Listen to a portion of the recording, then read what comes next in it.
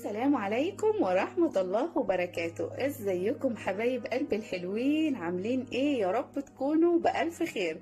النهاردة ان شاء الله هنعمل كيكة كده فريدة من نوعها، حاجة كده تحفة. زي ما انتوا شايفين دايما اقول لكم الشكل بيتكلم عن نفسه. هنعمل النهاردة كيكة البطاطا بطريقة سهلة وبسيطة جدا جدا، حاجة كده تحسسكم بالدفء في الشتاء. مش قادرة اقول لكم، كيكة تحسوها شتوي اكتر. يلا بينا كده على السريع عشان ما اخدش من وقتكم كتير، نشوف الكيكة التحفة اللي قدامنا دي عملناها ازاي. يلا بينا. بس فضلا وليس امرا، قبل ما نبدأ الفيديو لو عجبكم ما تنسوش لايك وشير واشتراك في القناة عشان يوصل لكم مني كل جديد. ويلا بينا نشوف الكيكة التحفة اللي قدامنا دي عملناها ازاي. يلا بينا. بصوا زي ما انتوا شايفين معايا بولة هنزل فيها ب3 بيضات، كوب الا ربع من السكر، معلقة صغيرة من الفانيليا،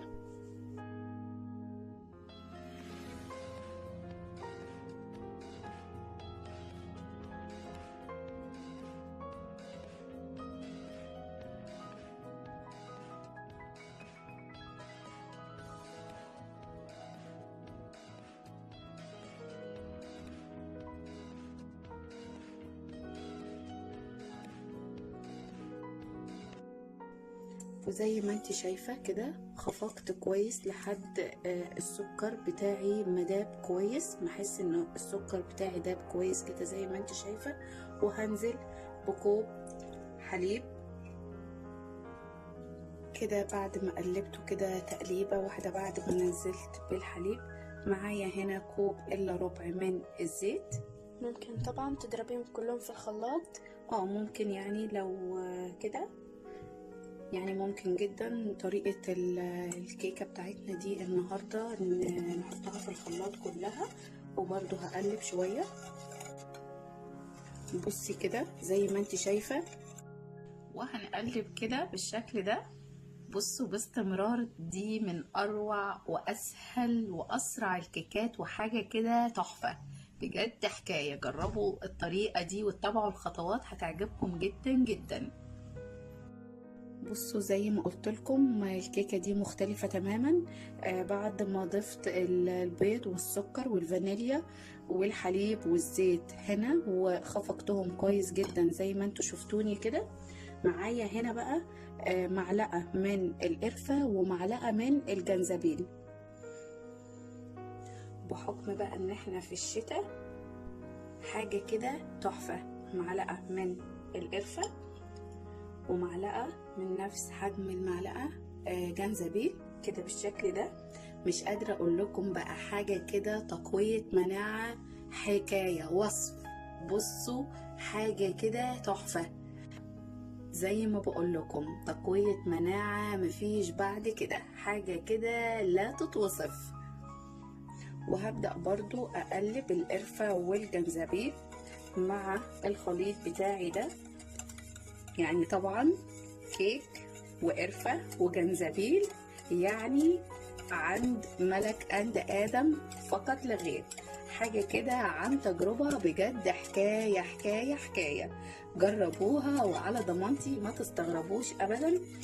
بس أنا دايما قبل ما بصور الفيديو خلي عندكم ثقة إن أنا قبل ما بصور أي وصفة بكون مجرباها ومقتنعة بيها 1,000,000%. الكيكة دي بصراحة كده بقى في الشتاء حاجة كده وهم.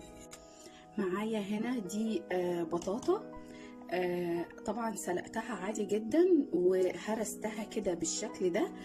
دول بطاطين، وحدتين بطاطا يعني متوسطين الحجم. دول كده وحدتين بطاطا متوسطين الحجم. هبدأ انزل بالبطاطا بتاعتي هنا كده على الخليط التحفة اللي احنا عملناه ده بنفس المضرب اليدوي بتاعي. ابدأ بقى كده بالراحة امزج كل الخليط التحفة الجبار الحكاية اللي معايا ده كده بالشكل ده. طبعا كيكة بطاطا وجنزبيل وقرفة، دي جديدة جدا، ده اختراع. عارفين يعني ايه اختراع؟ حاجة كده بجد تحفة، عن تجربة بجد جربتها طلعت حكاية. انا طول عمري بعشق حاجة اسمها مطبخ، واحب احط المقدار ده على المقدار ده، اشوف الوصفة هتطلع ازاي. وطبعا بعد ما فتحت القناة احب اشارككم يا اغلى متابعين في الدنيا كلها، احب اشارككم طبعا في اي وصفة عجبتني جدا جدا. انا الوصفة دي جربتها وعجبتني جدا جدا، فحبيت اشارككم معايا. هنا بقى كوب ونصف من الدقيق، هنزل بمعلقة بيكنج باودر كبيرة، ورشة كده بسيطة جدا من الملح. طبعا احنا متعودين اي حاجة فيها دقيق لازم نضيف رشة الملح البسيطة جدا جدا دي، حتى لو كانت برضو في وصفة حلويات. طبعا عايزة اقول لكم ان انا من ساعة ما بدأت الوصفة معاكم وانا فتحت الفرن علشان يسخن وتكون درجة الحرارة كويسة، عشان لما ادخل الكيكة بتاعتي يكون طبعا الفرن سخن. وبعد ما قلبت الدقيق كده كويس جدا في البيكنج باودر مع البيكنج باودر ورشة الملح بتاعتي كده، على فكرة الدقيق ده انا نخلاه على الخليط بتاعي بقى، وهبدأ انزل بالدقيق بتاعي كده، ده كده جزء، واقلب كده من تحت لفوق، اقلب كده بالطريقة دي الخليط بتاعي من تحت لفوق كده. وبعد كده ما وصلت دوبت الدقيق كله، هنزل ببقية الدقيق بتاعي. وبعد ما وصلت كده بصوا قوامها اللي انتوا شايفينه ده مش زي الكيكة العادية خالص، دي قوامها اتقل من الكيك العادي اللي احنا بنعمله. بصوا قوامها اتقل شوية زي ما انت شايفة كده. طبعا مش عايزة اقلب فيها كتير علشان برافو عليك يا ملك، عشان البيكنج باودر.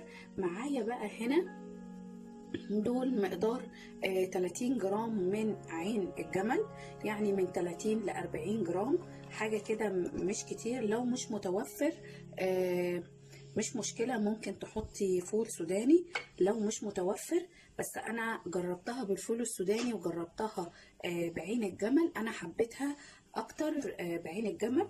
فطبعا المتوفر عندك حطيه، مش متوفر عندك ده او ده يبقى بلاش خالص زي ما بقولك كده. بس بجد كيكة خطيرة خطيرة، عجبتني جدا جدا. بصوا حاجة كده تحفة.